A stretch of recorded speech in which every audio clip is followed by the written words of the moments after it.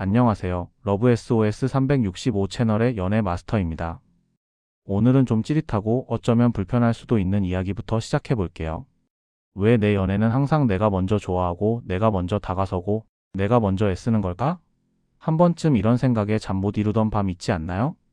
나만 너무 감정적으로 매달리는 것 같아서 불안하고 상대방은 뭘 하는 건지 답답하고 가슴 한켠이 쿵 하고 내려앉는 그런 기분 오늘 확실하게 정리해 드리겠습니다. 그 사람이 잘해서가 아니라 그 순간이 너무 진해서 그런 거예요. 이 감정의 늪에서 허우적대는 당신의 마음 제가 오늘 시원하게 풀어드릴게요. 당신이 이상한 게 아니에요. 당신의 감정이 조금 더 솔직하고 적극적일 뿐입니다. 사랑에 빠지는 순간 우리 뇌에서는 정말 폭풍 같은 일들이 벌어집니다. 단순히 감정적인 현상으로만 치부할 수 없는 복잡한 생화학적 반응들이 쉴 새 없이 일어나죠. 도파민은 사랑에 대한 강렬한 보상 시스템을 작동시켜 우리를 끝없이 상대를 갈망하게 만들고, 옥시토신은 깊은 유대감과 애착을 형성하고 싶게 만듭니다. 또한 노르에피네프린은 심장을 두근거리게 하고 손에 땀을 쥐게 하는 설렘과 흥분감을 유발하며, 코르티솔은 때때로 불안과 긴장감을 주어 이 모든 감정들을 더욱 강렬하게 증폭시킵니다. 이런 강력한 화학물질의 칵테일 속에서 우리는 특정 상대방에게 강렬하게 이끌리고 그 사람에게서 사랑과 관심을 끊임없이 갈구하게 됩니다. 문제는 이 감정의 불꽃이 항상 균형 있게 타오르는 게 아니라는 거죠. 누군가는 처음부터 엔진 풀 가동 상태로 맹렬하게 타오르는데 다른 누군가는 아직 시동을 거는데 한참 걸릴 때가 있어요. 그래서 한쪽은 이미 애착이 형성되기 시작하고 상대방에게서 안정감과 미래를 찾으려 하는데, 다른 한쪽은 아직 관계의 표면에서 간만 보고 있거나 심지어는 관계 자체를 회피하려 할 수도 있는 상황이 되는 겁니다. 이 감정의 혼란과 비대칭 속에서 우리는 어쩔 수 없이 먼저 다가서는 사람, 더 많이 애쓰는 사람이 되는 경우가 많아요. 이건 당신이 이상한 게 아니에요. 그저 당신의 감정 반응 속도와 애착 형성 과정이 조금 더 빠르고 적극적일 뿐입니다. 어쩌면 당신은 관계에 대한 기대치가 더 높고 더 깊은 연결을 바라는 사람일 수도 있어요. 그런 당신의 마음은 충분히 이해합니다. 하지만 이 차이를 인지하고 현명하게 대처하는 것이 중요하죠. 실제로 저희 러브 SOS 365 상담 사례를 보면 이런 감정의 비대칭성 때문에 마음고생하는 분들이 정말 많습니다. 30대 초반의 미희 씨는 연애를 시작할 때마다 항상 자신이 먼저 다가섰다고 해요. 남자친구가 조금만 시큰둥하거나 연락이 뜸하면 불안해서 먼저 연락하고 주말 약속도 자기가 먼저 잡아야 했고, 심지어 서운한 점이 생겨도 결국 자기가 먼저 이야기해서 풀어야 하는 상황이 반복됐다고 합니다. 처음에는 내가 더 좋아하니까 괜찮아, 내가 좀 더 노력하면 이 관계가 더 깊어질 거야 라고 스스로를 위로하며 생각했지만 시간이 지날수록 지치고 상처받는 자신을 발견했다고 합니다. 어느 날 남자친구가 친구들과 술 마시다가 얘가 나를 너무 좋아하는 것 같아서 좀 부담스럽다는 이야기를 하는 걸 우연히 듣고는 하늘이 무너지는 것 같았다고 하더군요. 그 말을 듣는 순간 그동안 자신이 쏟아부었던 감정과 노력이 모두 허탈하게 느껴졌다고 해요. 문제는 미희 씨의 사랑이 아니라 그 감정의 속도 차이를 인정하지 않고 무작정 내가 더 다가가야만 한다는 압박감에 스스로를 몰아세웠다는 데 있었습니다. 상대방의 페이스와 성향을 전혀 고려하지 않은 채 자기 속도에만 맞춰 관계를 이끌려다 보니 관계의 균형이 깨지고 결국은 자신도 상대방도 지치게 되는 거죠. 이건 건강한 관계가 아닙니다. 당신은 더 이상 일방적인 감정 노동자가 되어서는 안 돼요. 그 사람이 잘해서가 아니라 그 순간이 너무 진해서 그런 거예요. 이 패턴을 끊어내는 것이 중요합니다. 이런 경험이 반복되면 우리는 무의식적으로 특정한 감정 패턴에 중독됩니다. 마치 마약처럼 상대방의 작은 관심과 반응에 쉽게 들뜨고, 반대로 무관심이나 거리감에는 깊은 불안감과 좌절감을 느끼는 거죠.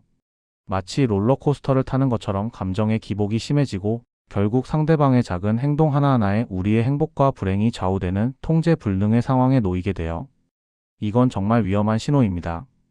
자칫하면 상대방에게 휘둘리고 자기 자신을 잃어버리는 불균형한 관계에 빠져들게 되니까요. 심리학적으로 보면 이건 마치 불안정한 애착 유형이 나타내는 전형적인 행동 패턴과도 비슷합니다. 계속해서 상대방의 관심과 확신을 외부에서 갈구하는 거죠. 그리고 이런 반복적인 패턴은 나중에는 내가 이러면 안 되는데 이번에는 다르게 해봐야지 하고 다짐하면서도 또다시 같은 행동을 하게 만드는 일종의 감정 중독을 일으킬 수 있습니다. 한번 중독된 패턴은 끊어내기가 정말 어려워요. 이 악순환의 고리를 깨기 위해서는 자신의 감정과 행동을 객관적으로 바라보고 새로운 전략을 세울 필요가 있습니다.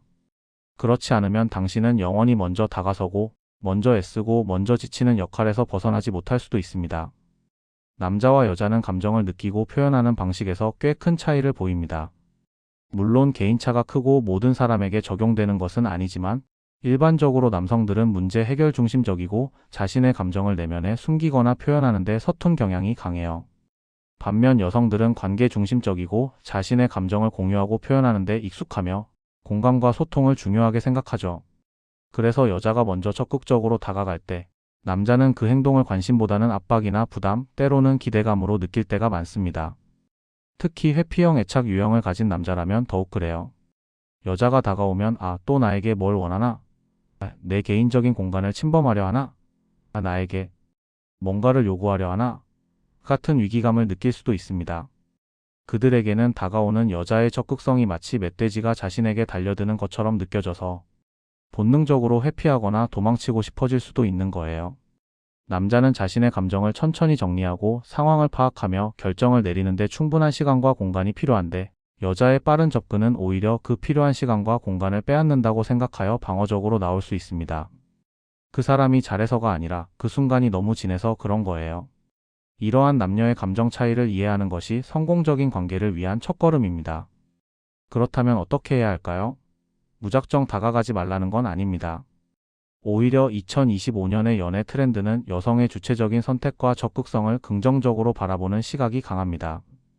더 이상 여자가 수동적으로 기다리기만 해야 한다는 고정관념은 구시대적이라고 할 수 있죠.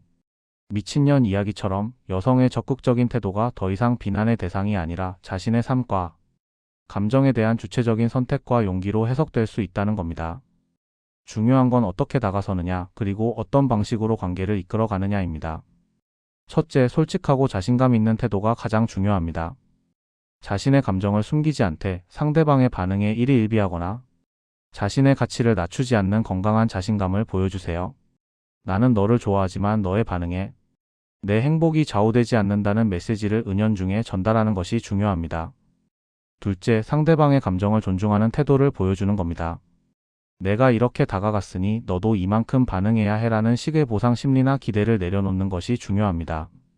상대방의 속도를 인정하고 그 사람이 편안하게 당신에게 다가올 수 있는 심리적인 여지를 충분히 주는 것이 관계 형성에 매우 도움이 됩니다. 셋째, 유머 감각을 적극적으로 활용하세요. 유머는 긴장감을 완화하고 어색함을 없애며 긍정적인 분위기를 만드는 데 최고입니다. 너무 무겁거나 진지한 접근보다는 가볍고 즐거운 분위기를 연출하는 것이 훨씬 효과적으로 상대방의 마음을 열 수 있습니다. 마지막으로 가장 중요한 건 바로 타이밍입니다. 상대방이 당신에게 관심을 보이기 시작하는 아주 미묘한 신호들을 절대 놓치지 마세요. 그 신호는 당신의 이야기에 집중하는 눈빛일 수도 있고, 당신의 작은 변화를 알아봐주는 칭찬일 수도 있고, 당신에게 먼저 대화를 시도하는 행동일 수도 있습니다. 바로 그 순간에는 당신이 먼저 조금 더 다가가는 것이 오히려 긍정적인 신호가 되어 관계 진전에 큰 도움이 될 수 있습니다. 지금은 냅두는 게 답입니다. 그리고 그 신호가 올 때까지는 당신의 일상에 집중하세요.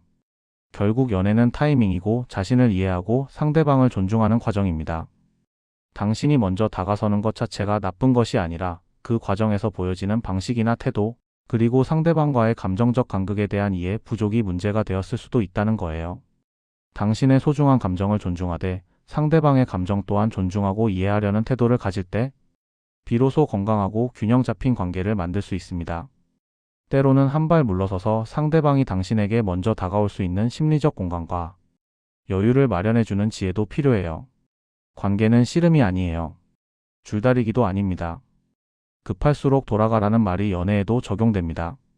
오히려 당신이 자신에게 집중하고 자신의 행복을 우선순위에 두며 매력적인 사람으로 성장하는 모습을 보여줄 때 상대방은 당신에게 더 큰 매력을 느끼고 다가오고 싶어질 것입니다.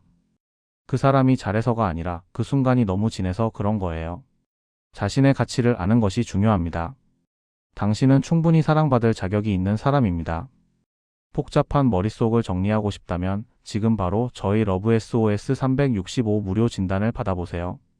당신의 상황을 명확하게 진단하고 맞춤형 전략을 제시해 드릴 겁니다.